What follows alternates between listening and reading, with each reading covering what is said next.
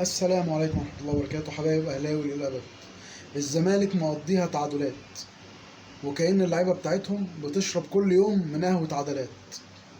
مسا مسا عليكم.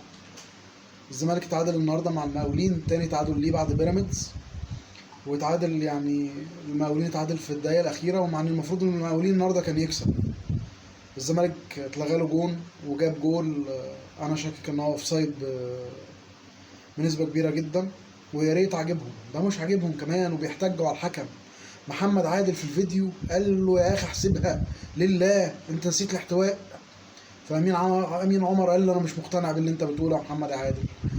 راح محمد عادل قال له يا اخي ده انا بتاع الاحتواء ما تكسفنيش. قال له لا لا لا مش هحسبها. حاجه قمه البجاحه يا جماعه، لازم ضربه جزاء تتحسب. خلاص بقى، الميغا بتاعت السنتين اللي فاتوا دول انسوهم بقى، ارحمونا يرحمكم ربنا. سلام.